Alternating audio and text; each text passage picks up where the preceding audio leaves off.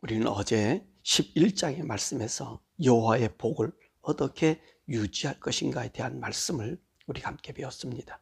12장에서는 가나안 땅에 들어가서 해야 할 일에 대하여 말씀하고 계십니다. 가나안 땅에 들어가서 이스라엘 백성이 해야 할 일, 그것은 무엇이지요? 바로 여호와께서 주신 규례와 법도를 따르라. 1절에 말씀하고 계시잖아요. 우리 인생이 가장 먼저 할 일, 그것은 무엇이냐? 여호와의 주신 법도와 규례를 따르는 것입니다.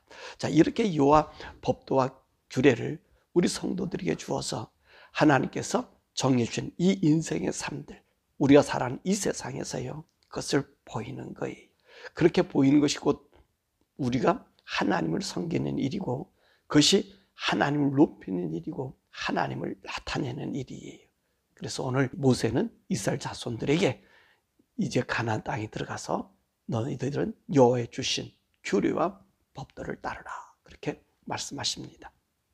그리고 이 가나안 땅에 들어가서 그들이 해야 될 일은 모든 곳에 있는 우상의 신상들, 우상의 흔적들을 제하라고 말씀하고 계십니다. 2절과 3절의 말씀 보면 높은 산이든지 작은 산이든지 푸른 나무 아래든지 그 모든 것을 막론하고 그 모든 것에서 너희가 마땅히 파멸하라는 것입니다.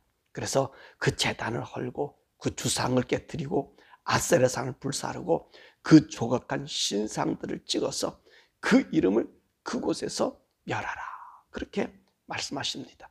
그렇죠. 하나님 백성이 있는 곳에는요, 이 우상, 거짓 것들이 있어서는 안 돼요. 거짓 것들을 다 소멸시켜야 돼요. 오늘 여기 있는 이 말씀, 우상을 섬기는 그들 보세요. 푸른 나무든지 산이든지 그 작은 산이든지 그 어느 곳이든지 간에 그 우상을 만들어 그 우상의 흔적을 세워놨잖아요. 이것이 문화거든요. 이 우상을 섬기는 것은 그 문화예요.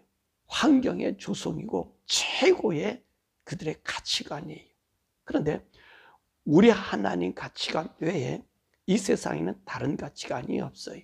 그렇기 때문에 우리 성도들이 거하는 곳에서는요, 세상의 가치관이 들어오면 안 돼요. 세상의 가치관을 우리가 본받아서도 안 되죠. 마지막 절의 말씀에도 그 말씀을 다시 하나님께서 말씀하시는데, 우리 성도들은 하나님의 문화를 전수할 필요가 있는 거예요. 우리가 어느 지역에 선교하러 가서 그 선교하는 그 지역을 이제 하나님 말씀으로 바꿨다고 생각해 보십시다. 거기서는요, 그들의 옛 문화 전통, 우리 사람들이 그러죠. 그들의 전통을 살리고 문화를 살리고, 맞습니다. 그 자기 조상의 뿌리를 알게 하는 것은 좋아요. 근데 그것을 가지고 우리 전통적인 무슨 행사라고 푸닥거리시라는 그런 일들은요, 교회에서 있어서는 안 돼요. 왜 그러느냐? 그것은요, 우리로 하여금 하나님의 문화를 병들게 만들 수 있기 때문에 그렇습니다. 우리는 하나님의 문화를 세우는 거예요. 보세요. 오늘 가나안 땅에 보면 그 7 족속들이 얼마나 장대했습니까? 그들이 신은 그들의 문화와 환경을 따라서 그 신들을 섬겨서 그 높은 것을 이뤘거든요. 근데 우리 하나님께서는 그 모든 문화의 흔적까지 지우라고 말씀하고 계시는 것입니다. 그래서 거기 있는 주상이나 우상이나 신상 조각들, 그 이름들을 그것에서 멸하라 라고 하는 것은 그런 제도와 문화의 형태가 우리에게 있어서는 안 된다고 말씀하고 계시는 것이죠. 우리는 하나님의 문화예요. 그래서 하나님께서 그 가나안 족속 모두를 죽이라고 그런 거예요. 그 생명체, 아이들까지 다 죽이라고 한 이유가 바로 그것이에요. 왜냐하면 그들의 문화의 흔적이 그들의 내리 속에 나타나서 하나님을 떠나게 만드는 그런 역사였기 때문에 그렇습니다. 그리고 4절, 5절, 11절에서부터 14절의 말씀 보니까 그런 우상들을 섬겼던 모든 흔적을 버리고 난 다음에 여호와께서 정하신 곳에서 제사를 드려라, 그렇게 말씀하십니다. 그래서 여호와 하나님께서 자기 이름을 두신 택하신 곳에서 하나님 앞에 정한 제사, 예배를 드리라고 말씀하고 계십니다. 자, 이 가나안 사람들은 어떻게 했습니까? 아무 곳에서나 신들을 부르고 제사를 드릴 수 있었어요. 그러니까 그들이 자기 원하는 대로, 자기가 하고 싶은 대로, 믿고 싶은 대로 그 신을 섬겼다는 것입니다. 그런데 우리 하나님은 왜 정한 곳, 명하신 그곳에서 우리를 예배하고 제사를 드리게 하죠. 여러분, 우상을 섬기는 것처럼 그렇게 하나님을 섬기게 되면요, 하나님의 규례와 법도가 훼손되어 버립니다. 그래서 하나님도 이방신과 다를 바가 없게 되는 거죠. 왜 그러냐면 우리 인생들은요, 하나님을 내가 원하는 방식으로 섬기려 하기 때문에 그런 것입니다. 근데 이스라엘 백성들의 하나님 여호와는 어떤 분이셨죠? 모든 것을 다 가르쳐 주셨잖아요. 일일이 말씀하셨잖아요. 우리가 우리 나름대로의 신을 만들지 못하게 나는 이런 하나님이다 라고 그 규정과 법도와 심지어 먹는 법까지 하나님께서 다 말씀해 주신 거예요. 왜냐하면 그럴 때만이 우리 인간이 허망한 곳에 자기가 원하는 우상을 만들지 아니하고 하나님을 욕되게 하지 않는다는 말씀입니다. 그것이 바로 오늘 본문의 말씀 보니까 뭐래요? 하나님의 선이고 하나님의 의라고 얘기하시는 거예요. 그러니까 하나님의 선과 의는 어디서 나타나는 거죠? 우리 마음대로서 나타나는 것이 아니라 그분이 우리에게 정해준 그 길로 걸어가는 것이 의와 선인 것입니다. 여러분, 그러면 여러분 이렇게 생각할 수 있잖아요. 너무 하나님이 강제적인 것이 아닙니까? 그렇죠. 하나님 우리에게 강제적인 것으로 볼 수 있습니다. 그런데 이스라엘 백성들이 가나안 땅으로 갔었을 때 가나안 7 족속들 왜 멸하라 그랬죠? 그들의 자기에 관영했다는 거예요. 왜 그렇습니까? 자기 나름대로 자기가 원하는 대로 신들을 섬기다 보니까 거기서 나타나는 것이 악이라는 것이지, 더러움이라는 것이지. 현대 문명에서도 그렇잖아요. 현대 문명이 발달되고 아름답습니다. 그런데 보세요. 현대 문명에서 우리에게 주어지는 게 뭐 인간의 자유, 인간의 인권이라는 것을 홀로 인간의 자유성을 보장하다 보니까 하나님의 규율을 떠나고 인간이 자기가 만든 그곳에 자기가 함정에 자기의 멸망의 길로 빠지게 되는 것을 보게 되는 것입니다. 그러니까 하나님의 정한 규칙으로 가면 그곳에서는요, 하나님의 은혜에 번성함이 있단 말이에요. 오늘 본문에도 그러잖아요. 번성함을 주신다고 말씀하시는 거예요. 그래서 하나님 앞에 정한 곳에 제사를 드린 것은 우리의 방자함과 우리의 허무함이 하나님의 그 뜻을 어지럽히고 이방신들을 따라가고 그리고 하나님을 욕되게 하는 요소가 있기 때문에 우상을 드리는 것처럼 네 마음대로 흩어져서 드리는 것이 아니라 하나님의 정한 곳에서 하나님을 섬기라고 말씀하고 계신 것입니다. 그러면 하나님의 백성들의 제사는 어떻게 드려야 되는가? 6절과 8절의 말씀 보니까 하나님이 택하신 곳에서, 하나님 택하신 곳이에요. 내가 드리고 싶다 해서 막 드리는 것이 아니라 하나님 택하신 곳에서 번제와 희생과 11조와 거제와 서원제, 그 다음에 낙헌예물. 낙헌예물이라고 한 얘기는 내가 자원함으로 하나님께 드리는 거예요. 하나님, 내가 너무나 감사한 일이 많았습니다. 하나님, 너무나 기쁜 일입니다. 내가 드려야 될 모든 예물 위에 감사함으로 드려지는 예물을 자원제, 그 예물이고요. 초태생을 하나님께 드려야 된다는 것입니다. 그러니까 하나님의 백성들은 하나님 앞에 드리는 제사들도 누가 정해 주셔요? 하나님이 정해 주셔요. 왜 그래요? 우리의 소견대로 얘기하지 못하게, 드리지 못하게. 그래 8절에 그랬잖아. 너희들은 이곳에서 네가 소견대로 살았지만 가나안 땅에 들어서는 네 소견이 아니라 내가 정한 곳에서, 택하신 곳에서 제사를 드려라. 그렇게 말씀하고 계십니다. 그러면 이 제사는 누구와 함께 드려야 되지요? 12절에 보면 모두가 함께 드리는 거예요. 그러니까 너희 자녀와 노비와 레인들과 함께 드려라. 그 얘기는 오늘 이스라엘 땅에 있는 사람들은 하나님을 알고 하나님을 찾는 모든 자들이 함께 예배를 드려야 되는 것입니다. 이렇게 이들이 하나님 앞에 제사 드리는 것이 뭐지요? 왜 이렇게 드리는 거예요? 7절에 보니까 너희의 하나님 여호와께서 너희의 수고한 일에 복주심을 즐거워하여 드리는 제사다라고 말씀하십니다. 그러니까 우리가 제사를 하나님 앞에 드리는 것은 무엇이지요? 우리 하나님께서 우리에게 은혜를 주시고 은혜 주신 우리가 그 하나님의 능력의 힘을 가지고 우리 한 일에 우리 하나님께서 복을 주심을 기뻐하여 드리는 제사라는 것입니다. 그렇지? 하나님의 은혜를 헤아려 보며 드리는 제사. 하나님에게 주신 은총을 우리가 나타내 보이면서 우리 모두가 함께하는 것이 바로 뭐라고요? 우리 하나님께 드리는 제사라는 것입니다. 내 의미로 내가 정함으로 드리는 것이 아니라 아하, 하나님께서 하신 이 모든 것을, 나를 살게 한 이 모든 것을 바로 하나님의 은혜라고 하는 것을 고백하며 드리는 제사, 그 제사를 우리 하나님이 받으신다라고 하는 것을 우리에게 보여주고 있는 것입니다. 그러므로 제사는 모두가 하나님의 기뻐하심과 선하심과 온전하심을 찬양하여 높여드리는 것을 말씀해주고 계신 것입니다. 자, 이렇게 제사를 드리고 나서 이제 그 제사의 제물을 먹는 방법이 있습니다. 바로 이 짐승을 먹을 때에 대한 사항을 우리들에게 말씀해주고 계십니다. 하나님 앞에 드릴 때 소제도 있고 전제도 있고 그리고 난 다음에 우리들이 뭐 이런 일반 제물도 있는데 이 짐승을 잡아서 하나님께 대부분 많이 드리잖아요. 왜 짐승을 드리죠? 그렇죠. 우리 하나님께서 우리에게 주신 그 은혜, 그리고 나의 죄값을 하나님 앞에 용서받을 때 드릴 때 이 제물로 드리잖아요. 왜냐하면 우리 하나님과 함께 한다는 것, 하나님과 우리가 하나라고 하는 것, 내가 하나님 뜻을 이루었다는 것. 그래서 이 짐승의 제사를, 내가 죽는 대신 짐승을 죽이는 거잖아요. 그러면 이 짐승에 잡아서 제물을 드렸을 때 그 제물을 먹는 방법, 그러니까 서원제라든지 감사제라든지 화목제라든지 거제라든지 요제라든지 이런 부분들, 번제 외에 또 속죄제 외에 또 다른 제물들은 우리가 짐승을 잡고 함께 하나님과 즐기잖아요. 그럴 때 어떻게 해야 되느냐? 11조나 초태생이나 서원예분이나 낙헌예분이나 거제물은요, 각성에서 먹어서는 안 된다는 것입니다. 보세요. 하나님께 얘기했죠. 정한 곳에서 내게 준 것은 우리로 하여금 우리가 허망한 생각으로 내 나름대로 하나님 섬길까 봐 그것을 규제하기 위해서 하나님 하셨잖아요. 그러니까 각성에서 내가 있는 곳에서 이런 하나님 앞에 드리는 제물을 먹어서는 안 됩니다.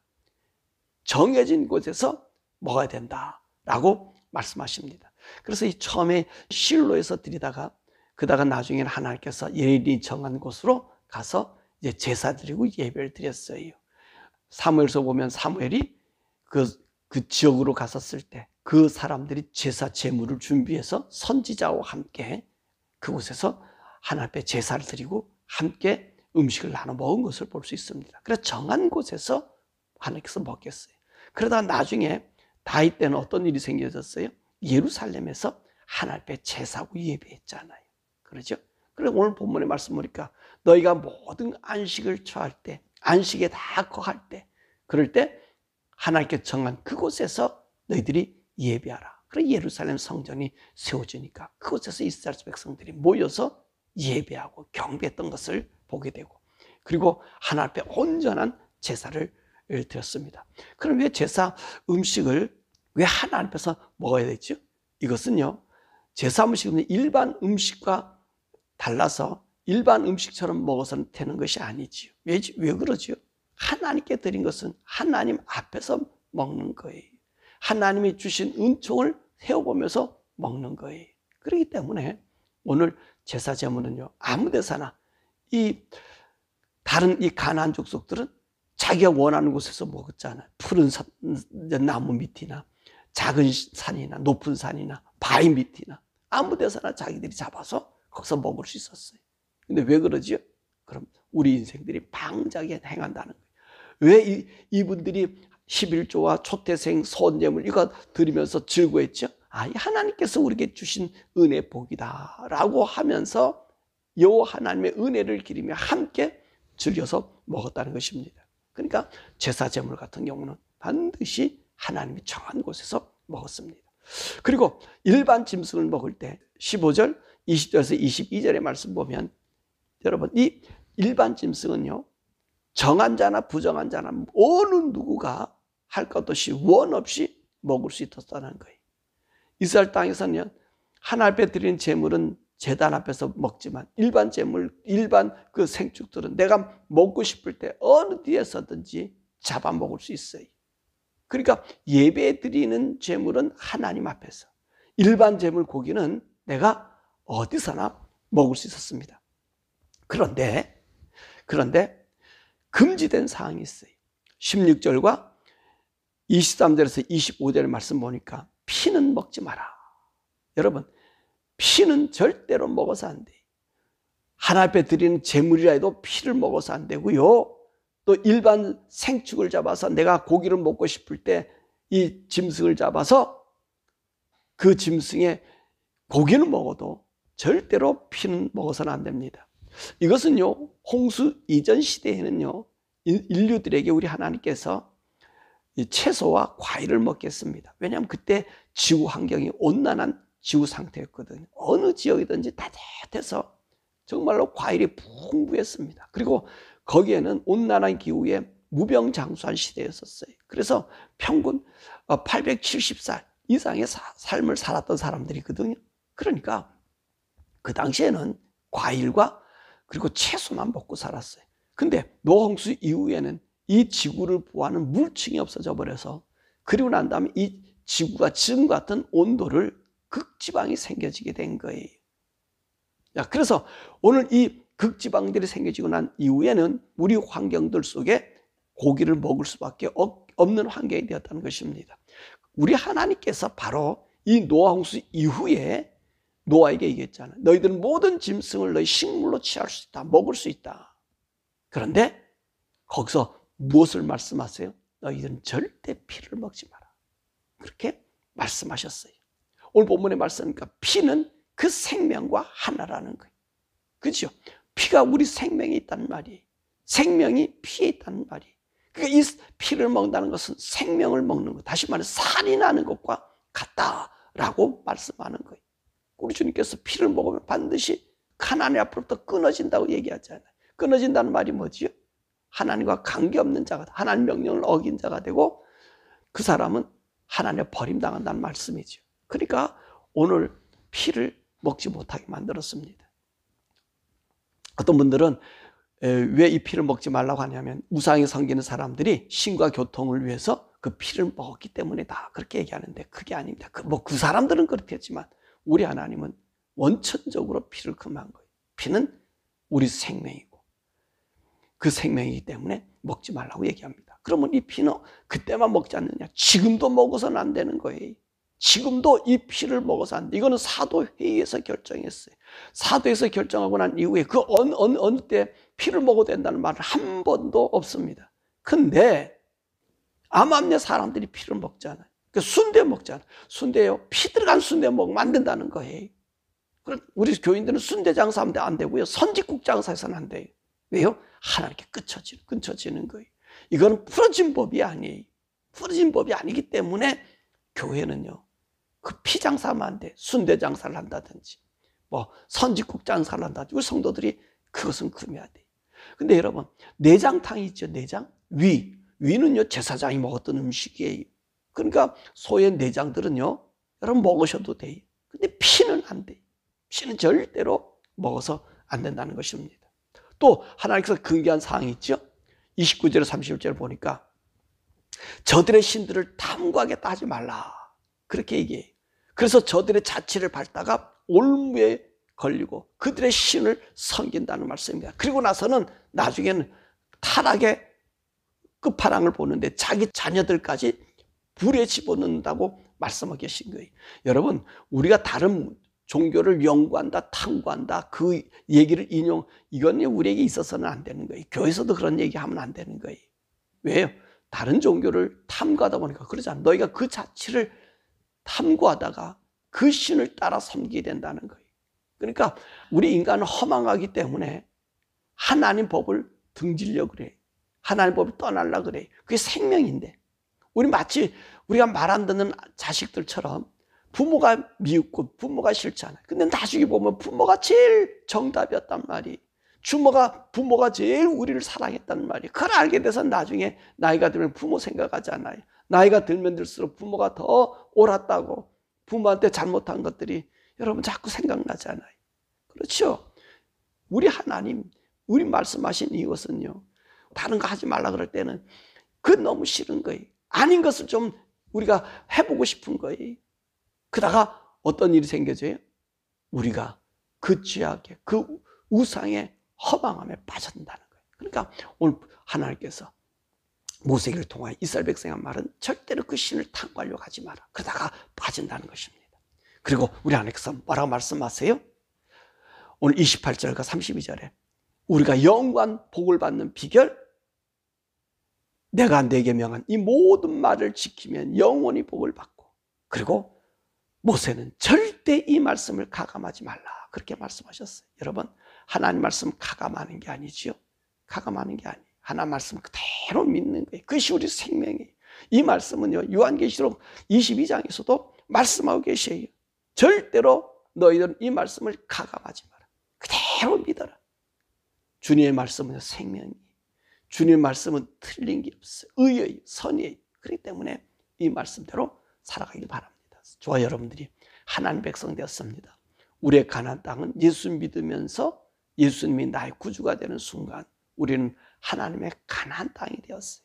가나안 땅에 우리들은요, 우상을 탓하고 우상의 흔적을 쫓아 탐구하려고 하지도 말고 하나님 말씀 그대로 지켜 살고, 정말로 여러분 피를 먹고 싶어도 피 먹지 말고 순대 먹고 싶어도 순대 먹지 말고, 내장은 먹어도 되지만 피는 안 됩니다. 피는 하나님 금했어요. 지금도 금했어요. 절대로 선지국을 먹는다든지 피를 먹는다든지 녹용을 마신다든지 이 피를 먹지 않는, 그래서 하나님의 영원한 은혜복, 하나님의 사람인 것을 증거하며 사는 여러분 되기를 주님의 이름으로 축원하죠. 우리 함께 기도할 것은, 하나님, 우리는 지금 예수를 믿었잖아요. 그러면 우리 심령이 새로운 새 가나안 땅이, 그런 이 가나안 땅에 있는 우리들은 어떤 삶을 살아야 돼요? 하나님 말씀이 우리 속에서 역사하게 하셔야 돼요. 우리 성령님을 따라 살아야 돼요.